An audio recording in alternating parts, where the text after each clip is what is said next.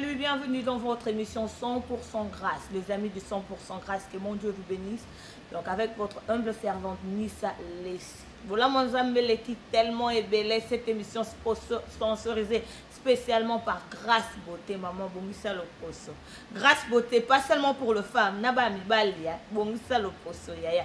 Je salue notre sponsor officiel Grâce Beauté et Sukozali. Au ligne Grâce Beauté, contactez Bisso au CPA. Alors comme d'habitude, les lots à 100% grâce, je sais que vous êtes belle, vous avez posé l'ango. Je vous conseillerais vous benganana ba fond, bandeko bazay discret, ba ya ba kota to yambi un homme de Dieu, a une surprise. Makambasika a une vitesse mon koko le canard train. So, avant de recevoir l'invité de ce soir, je me retourne dans l'atmosphère, tu élever le nom de Jésus. Comme d'habitude, 100% grâce pour reconnaître que grâce au tout vivre dans les ensemble. Comme ça a été, l'équipe tellement ébellée. The Boss Brothers Connection toujours. Et puis au Zonga. À tout à l'heure.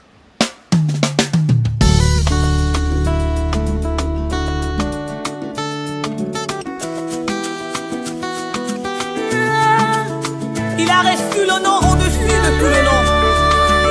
Tous genou fléchissent quand on parle de l'agneau. Élèvons le nom de Jésus-Christ, le roi de rois.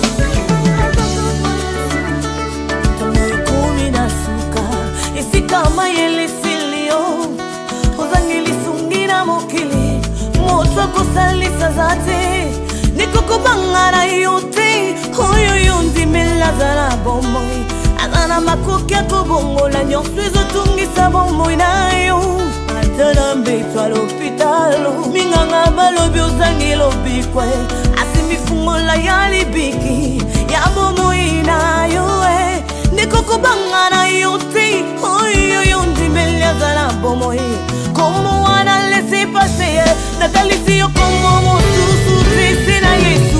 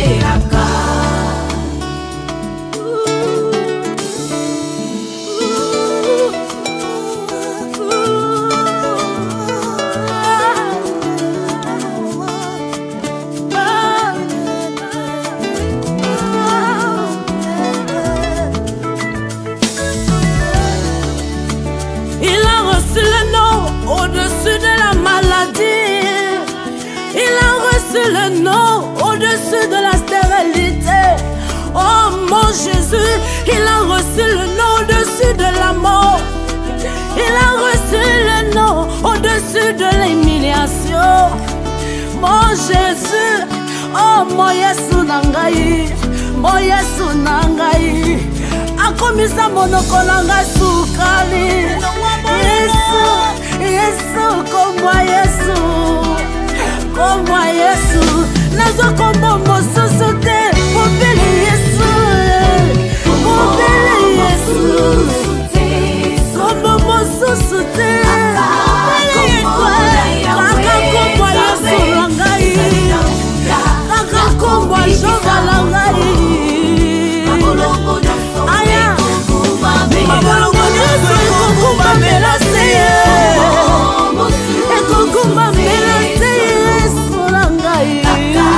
Come on.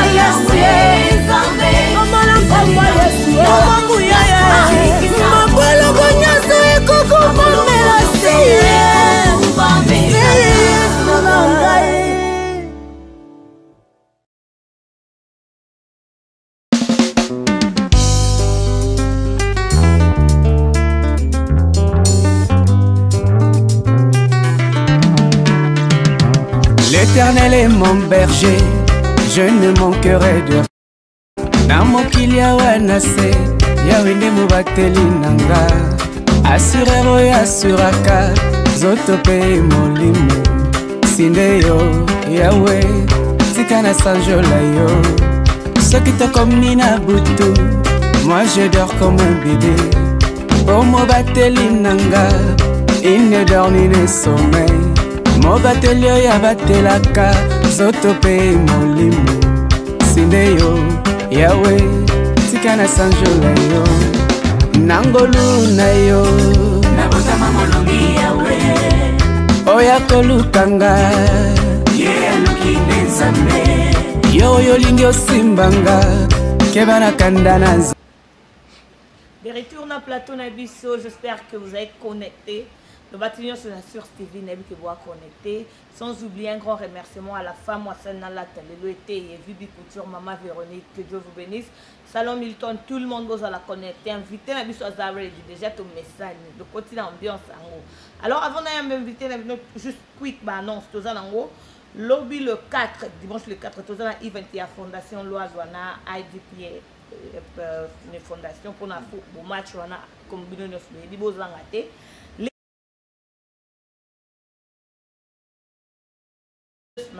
beaux engatés moi invité qui vient donc beaucoup même va commettre au CP là qui met beaux engatés tout le monde a soutien et pour la souki ça événement du siècle avec l'homme de la parole de Dembié, c'est le 24 juin. Le 24 juin, nous sommes surtout à Berne et Grand Center.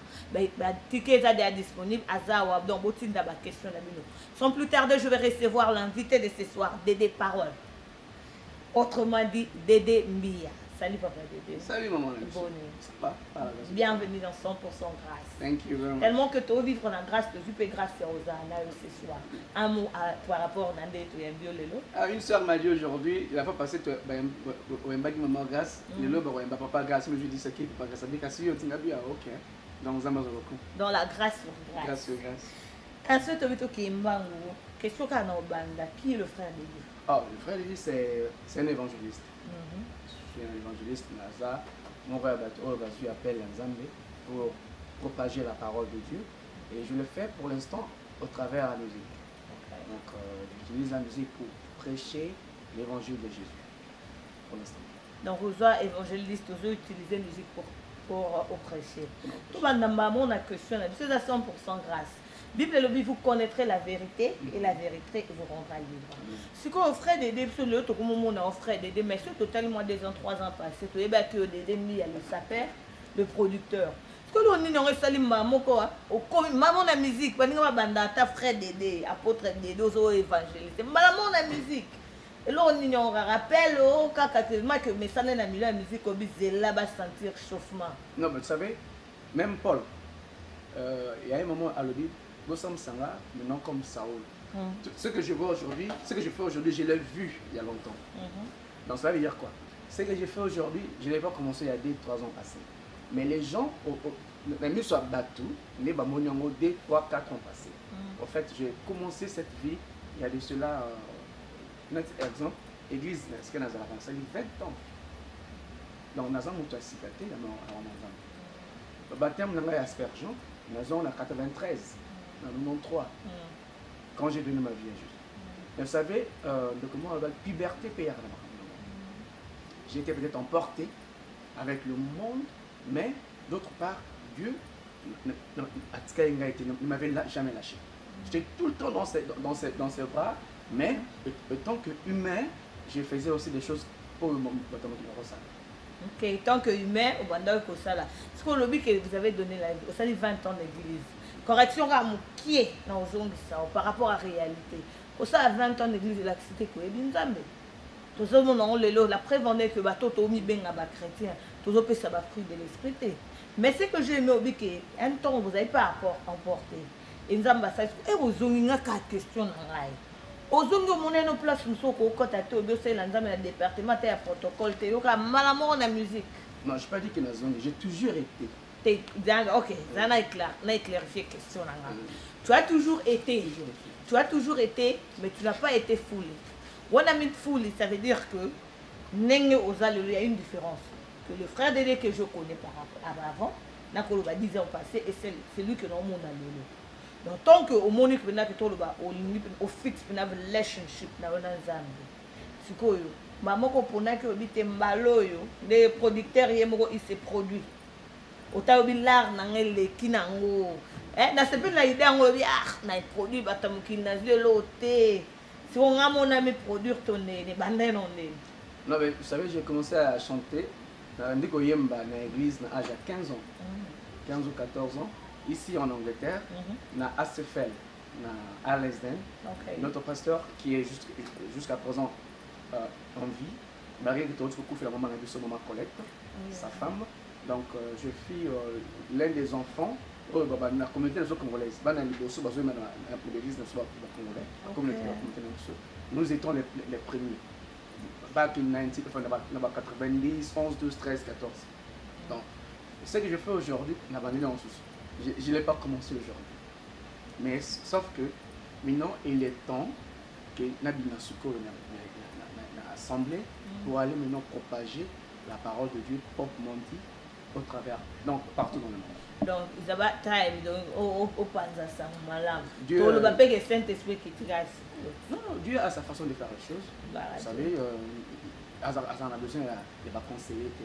Donc, il est maintenant temps, Dieu a monné qu'il est temps, c'est que, après, s'il y a un équipement, on a besoin pour faire l'évangile. Nous sommes tous les gens qui ont bandit le bandang au kala. Mais quand kala, là, moi, ça moi, il pense, il y a bien, mais na kata nzambe pe frère aux sepelisa no moki. Vous savez, je suis depuis mon enfance, je n'ai pas comprendre que je suis, on dirait, une étoile. On dirait que je suis bon, avant la confirmation. Il y avait des choses qui se passent partout dans Kenda. Na zala toujours sujet il y a polémique. Mais il n'y a pas de fumée quand même sans feu. Bon, prenons l'exemple, quand j'avais l'âge de 11 ans, le Nigeria, quand tu vas au Nigeria, mon sali aya na Nigeria ba senga za ga soki mona la star na Nigeria. Et là on a ça na ba. To sali Simon Nigeria to Côte d'Ivoire, une star encore. Et puis quand tu viens en étant tu es en Angleterre, tu vas aller comme na âge to ya mon Bali. Na émission c'était aussi grave. Moi donc naza butu moko ya boto batikanga na les inapercité. Si vous avez remarqué, qu'est-ce qui fait ça? Ça c'est on a comprendre à partir à âge c'est comme si j'étais Naza étoile parce que partout où je passe, Naza toujours remarqué. Je n'ai jamais passé quelque part inaperçu. Et en Angleterre, le col a vendu en Angleterre. Mais il faut consacrer vie en Angleterre. Et comme on a âge moko, on a comme un âge il y a qui bon moto, il y a bali penza, et Yesu makasi. Donc, vous savez, parce que il n'y a pas de fumée sans feu. Ça reste à vérifier. C'est comme s'il peut y avoir aussi des fumées sans feu. Ok, ma fumée dans les étoiles déjà. C'est ce que j'ai compris. À plus bas, à toi, ma soeur Gisèle Mat, abonnée. Donc, il y a sa famille, camarade, il y a 100% grâce. Abonné à Libella avec que Dieu vous bénisse. N'engagez pas tout un frère de Dieu côté musique. Quelle sera la différence ni les salons à battre? Donc nous allons y monter. On a peur de la parole. Pour dire comme la parole. C'est quoi la différence non ni na bande de quoi écoute la musique? Ah ben si la question je comprends bien. Si vous donc là on est à ce qu'on comme même. Ok, ça l'a été. Ce que tu n'as pas particularité dans la musique il y a gospel. Je peux dire que moi ma particularité jusqu'à présent, ce que j'ai remarqué, c'est que moi j'écris la parole, je chante la Bible. Moi, au Rosanzé Mounanga, au salaire de mon communication. C'est différent, et ça l'a été le beau soir. Nazo Mounanga pendant l'unité de oui, que la bonne vraiment, et comme intéressant. Parce que yo so mon on penza mingi te, il y a particularité na yo. Na bato ne so babandaka kala na donc ba komaka ngo. Mais tout on a Charles Mumbai. Tout la Charles Mumbai, tout na balé moloto, au mona que ba net ba nzem pena aux vraiment comme c'est des prédications. Attention que ndako ça na so mona que ba to yemba ka mususu ba fait mon bon net allez mon c'est ça comme bien mais Et puis, lui, il adorait Dieu de sa façon. Mais moi, je viens, je rends, donc, j'adresse mes louanges à l'Éternel. Et quand je le fais selon la Bible. Ok, si on a comprendre bien, on lobby pour la Kobanda Mumbai. On peut toujours une question, mon abi frère de l'Indima, qu'est-ce qui fait ça? Attends, vous êtes trop sûr de toi. Pour le lobby qui est zalaté, Kobanda Mumbai, je te dirais que dans un gars, il y a un qui vous parle. Le papa Eddie Matadi, que je salue, que Dieu vous bénisse. Expliquez Ebiso que ça dans le sous ces abapés ça offrande dans Zambie. Et ça dans des sous les concept, et ça la sorte de les sous va fortifier à Kabati. Mais il dit qu'il y a parole na sofa, il y aura un peu. Dans la deuxième album, donc titre et chant, ça parle, je prêche ce que je suis en train de chanter. Non, moi je chante par exemple les bontés de l'Éternel. Quand je chante les bontés de l'Éternel, je prêcher, par exemple, nous donc on va verser la structure, il y a prédication là. Suppose il y a un salut différent parce que je dirais une chose. On le dit bien que aux évangélistes. Par rapport à offrande dans Zambie, par rapport à utiliser exemple personnel, nous avons il y a une différence relation personnelle parce que aux évangélistes, la Bible dit que quand vous recevrez, donc au recevoir, il faut pas mon recevoir et recevoir que relation dans l'ambassade quoi couper si baninga que aboya nzamba ça m'a bé bon on a moni pena que yo peno ni atolo bike kubanda ba mikolo wana donc ba neuronio se fait des dalo bito bani la Charles Mumbaya pas moni qui a contradire ngo yango tinda message kubanda na Charles Mumbaya si lelo yé comme t'as un message la parole donc ba misu ces ala raté oui d'abord nga nazana ministère to ya moto azolo ba relation na nzambe. Moi j'adresse mes louanges à l'Éternel. Donc quand je chante pas mes problèmes à moi, je chante pas mes succès à moi, je loue l'Éternel. Et lorsqu'on loue l'Éternel, tu peux aussi parler un peu de toi. L'Éternel est mon berger, ma vie, l'Éternel est mon berger, je ne manquerai de rien. Ceux qui n'ont pas eu d'atterrissage. Voilà un verset biblique. On a vu. Ceux qui n'ont pas une relation personnelle dans les on a même de quoi comme David a comme il a qui relation à David. Au moins ce qu'on place là. Azana biso telelo mais on est à qui pas mais total tout zongi bien. Il y a des témoignages, so tali peut après ces témoignages j'ai vu là. Il peut y avoir so parole. Moi tu peux répéter le David a répété au David a salati. David a aimé toi comme l'Éternel mon berger. Pour te dire, même quand j'ai chanté la chanson, je ne lisais pas ce verset dans la Bible. Mais c'est une inspiration, il y a un coup de natabus. Et ce qui nous moment et c'est vrai qu'il n'a pas l'Éternel mon berger, mais il n'a pas de donc, particularité de mon frère. Particularité, il y a différent, il y a raté. L'appareil dans son foyer un producteur sur le bible to chat mbete abike tanga produire à mon allez frère to betara masolo la bible te yenda ozong sabiso na retour à la parole il y a commis d'aider la parole sauf aux combien d'albums. Oh je viens juste de commencer avec un premier album qui est Jésus pour toi, c'est qui est Jésus pour toi et qui est sur le marché la CD Sila Inga mais pas aujourd'hui disque dire la musique à c'est ma musique quand même comme on le sait et la musique et on a sur iTunes quand même on non continue à YouTube ah ok on est dans révélation on va faire ça que on a CD non il y a producteur on a casse na côté que il y a révélation nzambe c'est question na autour na ce que l'on est ça là qui yo no lobi que et l'on est quoi ça au non album bon est-ce qu'on a nazonga mokisina nous avons dit que nous avons l'église. Nous avons un choral, nous avons l'église, nous avons des problèmes, nous avons fragmenté la façon que c'est possible, même si nous avons complètement fragmenté. Donc, les Tanzaniens qui ont le lingue est belé. Nous avons parti dans ça. Donc, celle qui dit se retrouver qui nulle part. Alors, on a côté qui m'église, le messager, il allait comme le pasteur Dani, mon sombre Kofi. Et depuis, je ne sais pas quand, ça y est plus ou moins 20 ans donc les messagers n'azaki pe su koyemba. Ça se fait que n'azaki kozala bakanayi. Osalanga bakanayi. Oh. Yo pas la victime na moi. Osalanga bakanayi. Au moins il y a répétition pendant peut-être 6-7 mois. Na moni yango yeli na kani la vibration. Non. Na sinaimba raté. Parce que ngako na baité. C'est mon petit frère Decho qui me dit là, non, tu sais qu'il dit que tu n'as pas c'est la mousson dans l'église moko. Il me dit non mais oui tu as besoin de voir Mbali. N'est-ce qu'à voir non, on a dit mais comment vous dites ça? Mais je suis avec vous. Après on m'a dit oh mais que tu es embarassé. Oh, qu'est-ce qui s'est passé pendant quand? Bah on m'a dit na communauté, je fais un nom et j'ai na victime même dans l'église.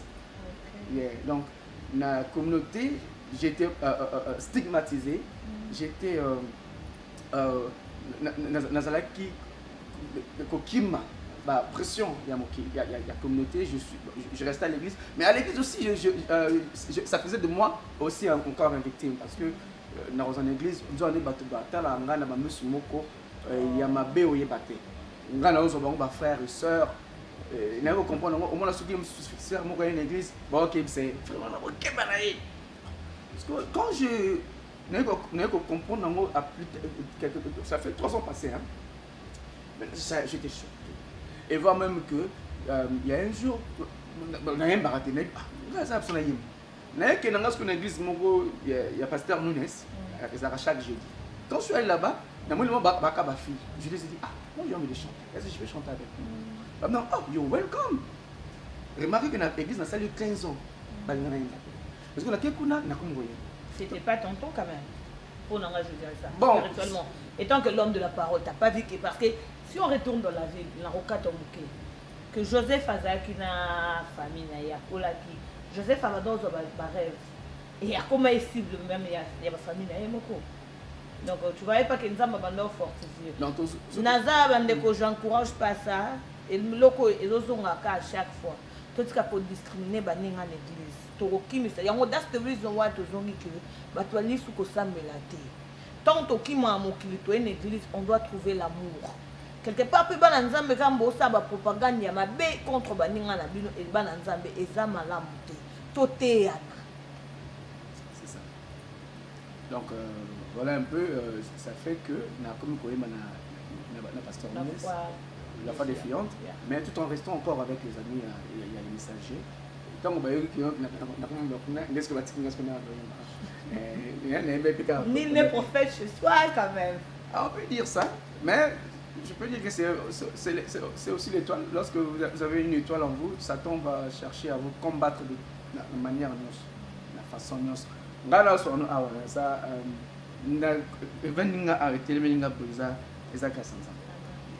parce que voir même les façons, attaque personnelle vraiment de la part du diable lui-même qui te prévenir que il y a un et donc je ne suis pas dans ce que je fais aujourd'hui par hasard ou par sentiment. Parce qu'on a tout ça. Pourquoi il y a un jour tu as leader dans l'église. Bon, vous savez, nous avons des circonstances. Toute la situation est belle pour Abinosa ou Isaac Net Joseph Akene, par exemple, pour le loi comme alors, qu'est-ce qui s'est passé? Malgré tout ce que nous avons vivre dans les messagers, je ne les quittais pas. Et un jour, on a comme ce que nous avons dit, nous avons dit, nous sommes il y a culte. Ma soeur, nous avons dit, il y a les monotos. Même si le ciel ne trouve pas de pluie, ne donne plus. Bon, babi, il y a tout le temps la continuer. Mais trop, on a les bagues dans la trop, j'en ai marre. Alors, quand je suis parti, j'ai commencé maintenant à chanter une chanson.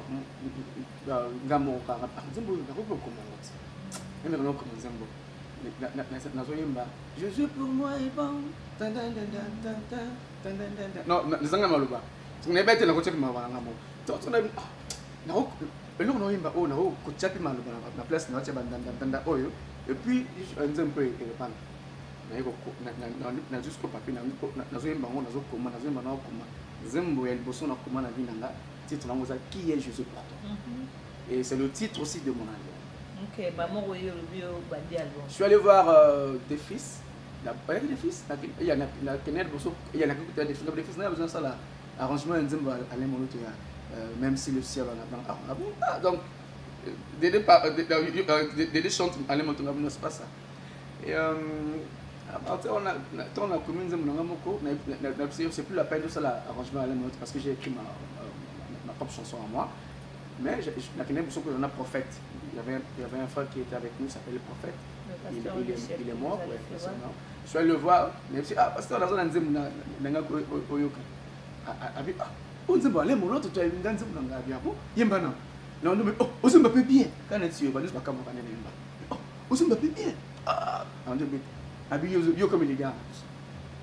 et la partie on a ça combien il y a 10 chansons. La première chanson m'avait donné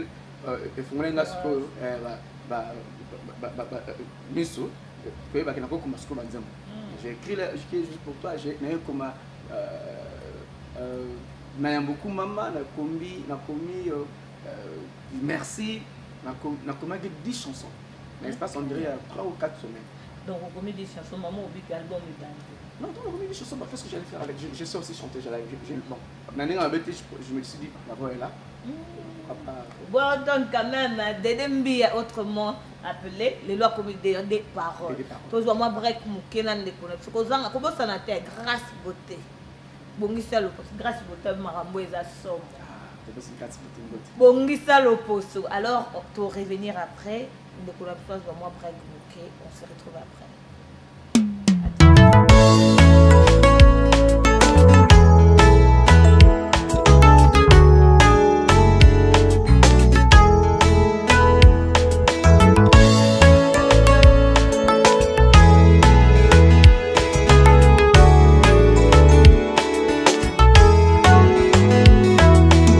Pour moi un bon exemple à suivre, mon Rédempteur, l'agneau des dieux, Emmanuel Dieu parmi nous, l'étoile brillante du matin, les soleils de justice.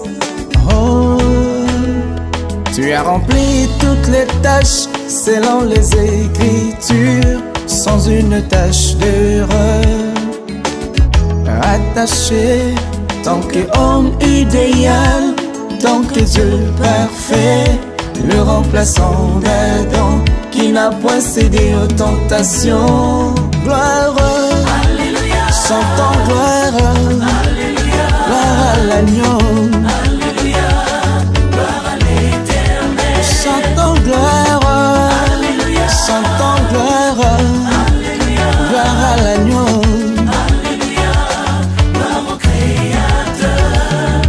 C'est l'unique roi qui mérite.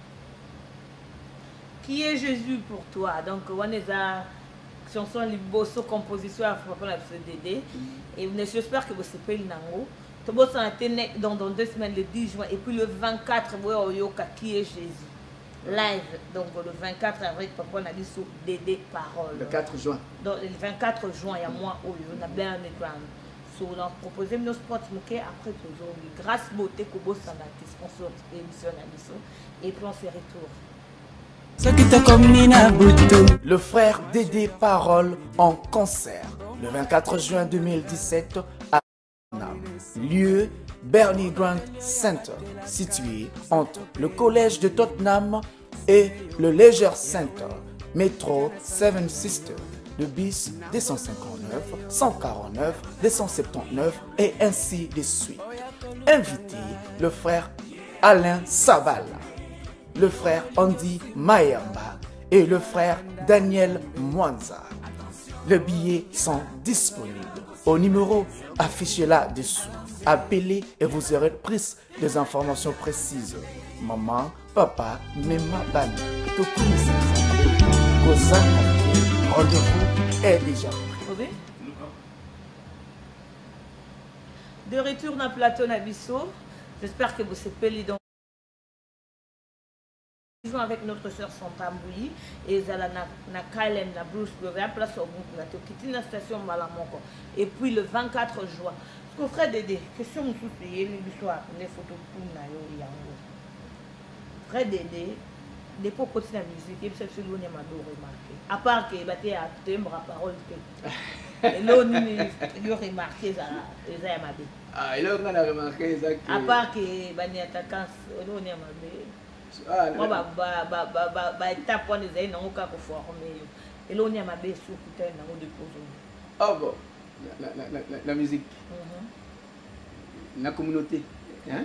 Tout la musique parce que ici tout le sur la musique. La communauté, il y a chrétiens, il y a gospel, il y a païens basés belé. Ils ont rempli des païens, des personnes qui ne connaissent pas. Vous voyez la Bible, il y a un placement dans la Bible. Il y avait un serviteur qui s'appelait Élie, où il disait quelque chose comme ça, Zaki, le sacrificateur. La Bible le dit, bah ne bah il nous embêter. Mais bah il y a une église, bah tu as beaucoup. Parce que prier les battus. La Bible dit que nous embêter. C'est que moi j'ai constaté, Isaac, que surtout, moi je pars de là où je suis. Isaac va te béler. En tout cas, on a besoin de sakana, la musique, l'instrument, l'église, tout ça, on a besoin de yemba. Donc, bâtiment, ça mais ils ne connaissent pas Dieu. Ça, c'est quelque chose que vous conseillez aux personnes à la conseil na professeur na bango c'est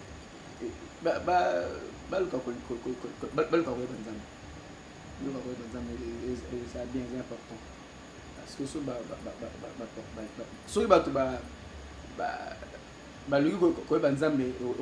on attend ma prédication un jour on va transférer quelque part parce que ça transfère vos skills. Yeah. Donc, tant que tu comme on niveau, au moins que l'église a un sentiment de pas mais parce que à recevoir quelque chose pour y pas transférer quelque part. Donc, frère Déda le but de koto luka pour y banzambe. To luka pe message wana to transférer. Frère Dédé, to koyo ka moi kapela. Bande wabio to zo ka kaisa na muka studio. Le 10 le 24, bon yo zwani ni. Tout le roi yo mo mi le 20. C'est le 10 parce que ça peut mener. Dans le 24 c'est quoi bon yo kanini. Ah le 24 voilà yo ka qui est je suis pour toi, bah yo ka merci. Ba ko yo ka on est, il faut pas banda derrière yo ka moi ba otika baninga na moi soir. Comment dirais-je? Na même nze mo eza na album ya mi balena unité.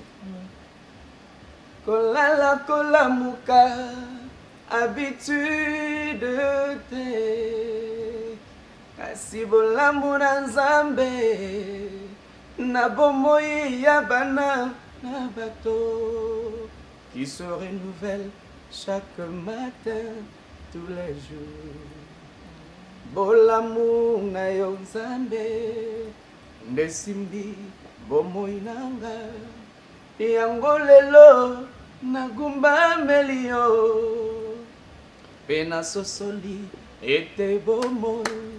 Donc voilà moi nzambe yango lelo tozo mo spot muke puis tozonga to changer to comme rien que la vérité. À tout à l'heure.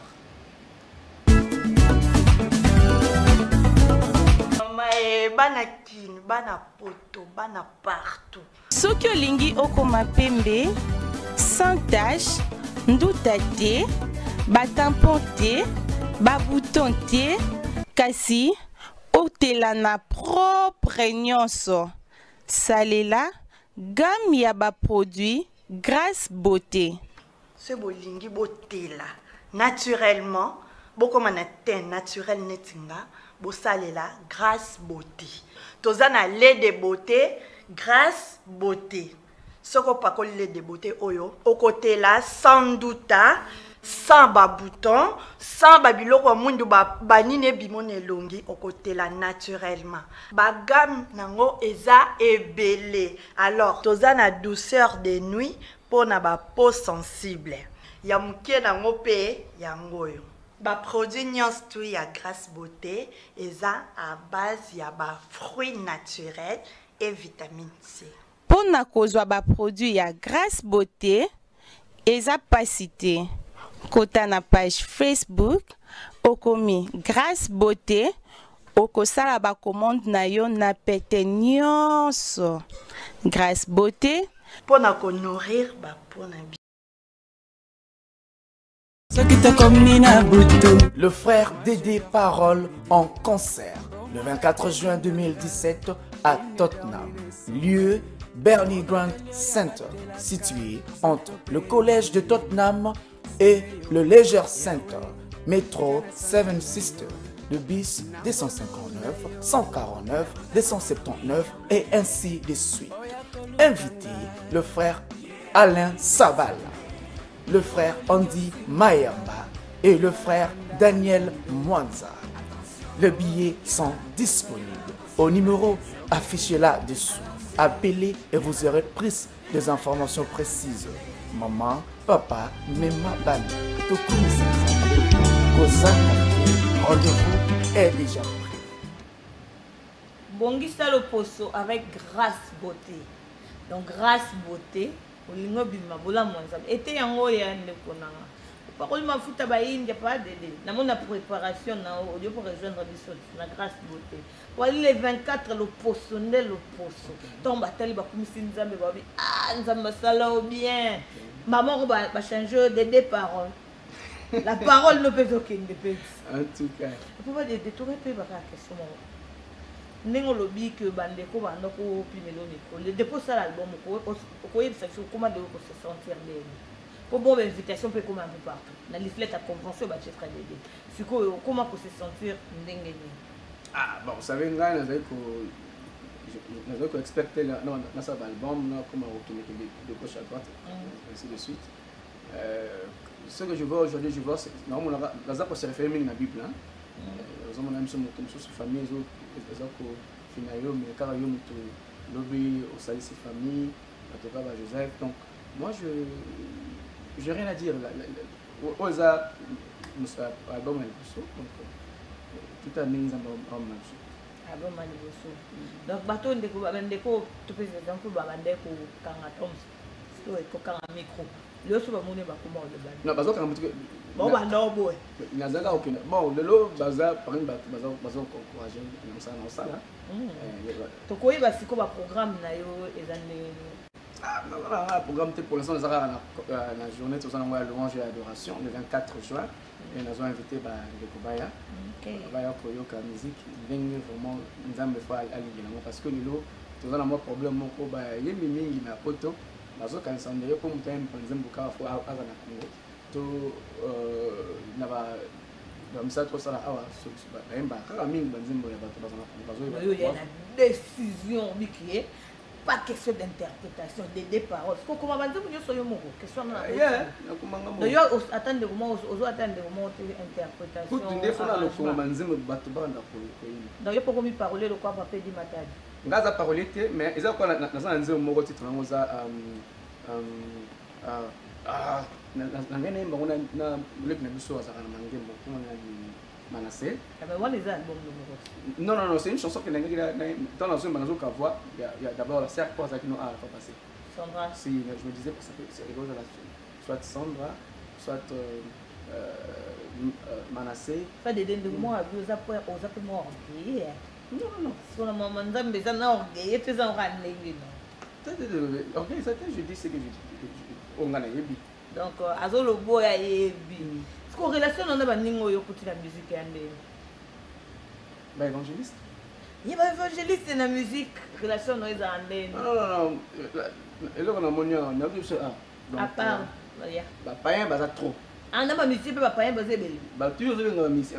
Merci ka ponga na musicien tenga za na évangéliste. Bon, toké na. Mais avec ces païens là, tu veux vivre dans mon oh ah bon, on peut faire exemple à Moroka.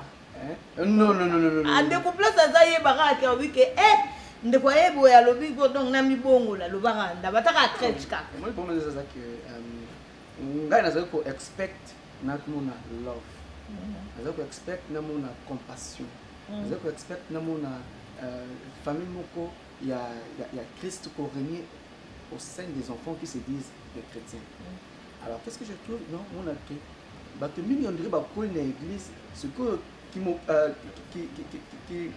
basumuni asala en fait dans l'église pas collé dans l'église alors ce que telle ligne vous fallait asala oui faire asala il y a zone nga pratiquant ngo parce qu'il y a bika fi nous autres to vivre to même si on a fallu to solo là na faire to solo là jibe to solo là donc dès naie on a été pour na mikasuko copier bango na ça donc ça comprendre quelque part les gens à toro va battre sous peut vivre dans adolescence to liberté on bah ça y est bah ça mais oui bah c'est belé bato mingi ba ça la licence dans mon race église donc des choses que nous on a fait peut-être on était aussi de l'église mais tozaki na publicité on faisait la vie mais bon baza sur la public mais ce que baza copier ka marambo m sous ah robina mais kola zobina donc musique voilà comme musique na baza na kin na baza awa et tout ça la nation c'était conseil nous pour c'est tant que d'aider la parole l'interprète de la Bible. Parce que ça, on a comme d'aider la parole interprète de la Bible. Non, moi, le conseil, il y a beaucoup de ça dans notre papier. Moi, ça va pas le vanité de vanité. Mais le problème est que Salomon avait vécu cela avant à faire la vanité de vanité. Parce que tout le monde, oh, il y a l'église. Il y a une église. Ce que as miss M sous ne balinga bakenda M sous boîte M sous bakenda kindombolo ninge salaka asunga bango bazo mi manche na kati. Donc don't you think de quoi stopper dans na neki a pas zone. Merci. Donc on fait soit parce ça fait bongo batiki nan akei nan I enjoy na et puis azone des paroles la option soit tiki na omara banzambe faut kotengela nga bande ka 4 yo mona mito nzamba donc open là au monde ba Alain Sabala Andy Mayamba pas parce que bazana on est pas en temps pour la relation non Alain Sabala mais non on a mon été non tout cela non Nathalie Banzemo na YouTube je dis ça c'est une personne qui fait peut-être au-delà de ce que moi je suis en train de faire. Ouais, Nathalie Andy Mayamba. Mais non. Sauf que battu ligne oyo non ne bazu peut vraiment persété au bazana ngobisa. OK, tu fais na deux.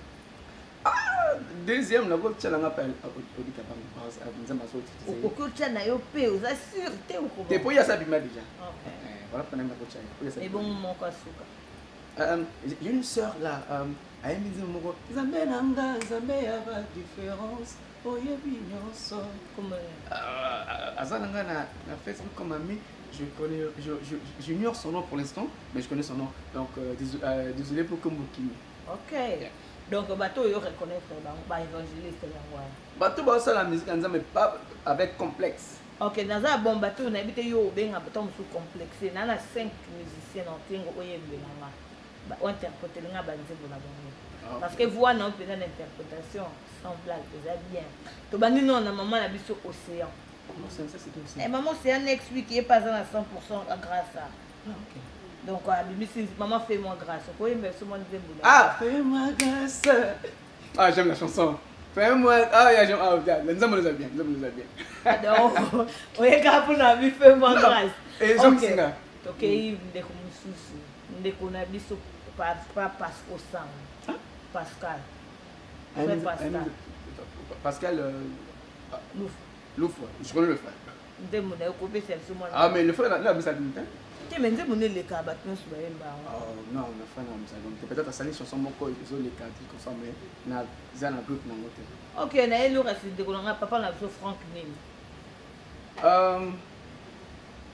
ayebi banzemba bien mais mukeka banzemba bien na ezaki nango trop que ils ont comment na batu tango mesika nazo kutu koka bon parce mon morceau mo lelo na émission ba sala kilande ko mo mbali na kosani et Kiminga ya solo et bon papa Richard Estevez amisa la dum kala kasi oye bana ah mais na joie occasion te bon pour la succès la quitter le papa Willy Lelo ah oui Lelo sur le bébé nzembo papa Willy Lelo t'es vraiment en tout cas des paroles aux interpréter paroles bien té ah mais non ma chanson les paroles té mais ma collègue évangéliste nzembo na zo mono tant tangi na moni nzembo mais maloba kimi donc albi bandembo et bi bande ko tenir regarder mais ça quand même devoir à devenir tant qu'un homme de Dieu il faut yoka oui ka pe nzembo nyonso si na yoka banzembo Net Alain Sabala. Parce qu'on est pour le but que autant que sur Robino, sur la tout le problème que la Robino fait ça là. Robino, tu sais, nazo ko étalé, c'est que bateau na église parce que ça nazo copier. Est-ce qu'il y a qu'on est dans l'église à l'église? Bon week-end à toi, Randy Tapson. Tu vas sentir le 30 juin, Babi Bayou finir sur chaîne de volume 2, le 30 juin à Londres. Donc, à part Wana, au groupe, c'est ce qu'on a aux autres invitations. Message ni nous le bien, non. Le père n'a pas autour de nous, mais message ni aux âmes, on a des paroles. Et quoi, on continue même, Boss Brothers, Babi pas sentir parole. Message ni des paroles. Pour l'instant, le 24 juin. Le 24 juin, tu as comme comme je viens de le dire, tu as adressé la louange à donc, tu as l'aspect socialité, l'espérance personnalité, même si tu as l'expérience personnelle, tu as accompagné la Bible. L'espérance personnelle, on a la Bible. Quand on est Abraham, il y a Abraham. Il y a un stéréo. Non, il y a Abraham. Mais vous êtes descendant d'Abraham. Non, nous sommes descendants d'Abraham. Salomon, tout est validé, mais lui, il avait vécu ce qu'il avait dit. Mais il y a tout est validé. Job, mais Job, ah bon. Non, c'est la mieux que la Job. Maman Nora Motima Lobi a fait son devoir à domicile pour les dire pendant les 24 ans aux ans, mais répétez peu Waninga. Ah ben, ce il y a les savanes dans les mains. Il dit que tu es comme la carte, il y a tout comme la carte, il y a bateau. Pourquoi fais-moi grâce, fais-moi grâce. Papa. Je connais la chanson. Papa d'aider la barrière. Conseil mon balobi, papa d'aider le la rejuger un peu, mais qu'on lui babandi. Non, je yoka. Ce qu'on a rien de fidélité. Non, c'est ça ma fidélité. Même la Kinshasa. Surtout la Kinshasa. En plus, merci pour moi qu'on a élu besoin. Je viens frère à Kekin. Bah ça la célébration pas que aller mon Franck Maï Kalambaï. Je ne sais pas ah papa nous mon Zakia aux qui tout c'est mais ça là quelque chose. Au lieu de la musique il y a Franck mon âge. Tu juste dit non. Ta chanson à toi. Donc il y a un problème. Bandoko ba yemba pour pouvoir comprendre que bandoko ba na kin nzamba so na bangote a kitia so na bango non batika ozala complexe parce que bato ba na kin c'est comme si nzamba bazo s'éloigner un peu de Dieu parce que bazo conséquence bazo a inspiré na ba fait social. Donc grâce beauté, thank you. Tout comme pas na sous émission na biso. Donc merci na papa de avant que des mambo na maman na ba tout beau c'est une question nous a mariés. Question on a pas tout beau ça ne on que bandeko baro. Je suis père d'un enfant. Je suis père d'un enfant mais juste pas marié. Parce que évangéliste nzamba la que wana to tika rara. To yeba nzamba mutalakisa que il faut ça no singa. Ah ben vous savez madame. Non.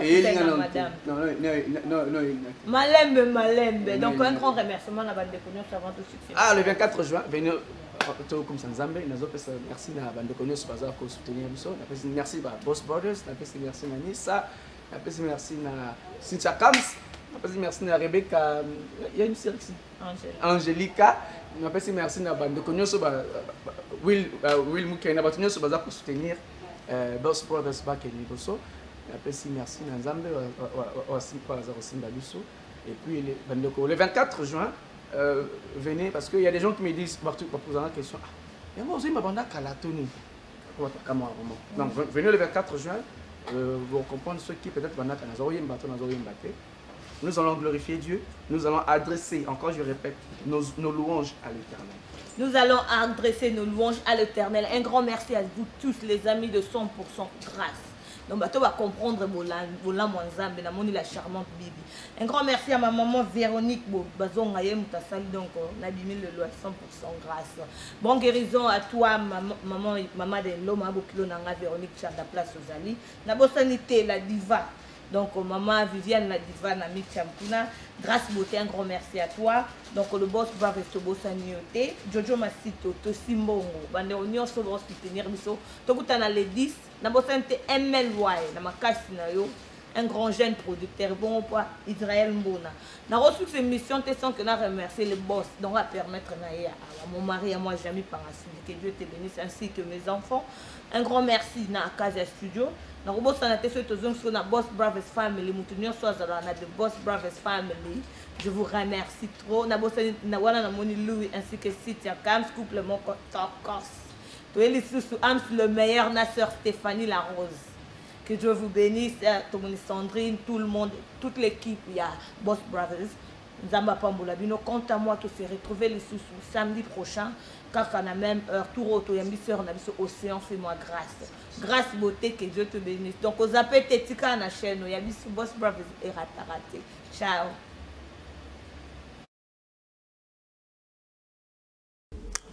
Bonjour et bienvenue dans Katia Sepela TV. Je m'appelle Cynthia Kams.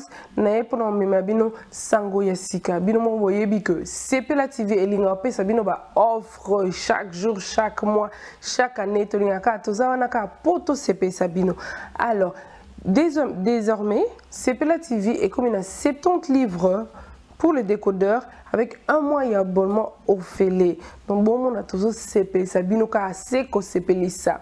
Et aussi bana ba jeune bata âge nanga so bolinga ba parents na bino bo sombela bango décodeur à CP la TV.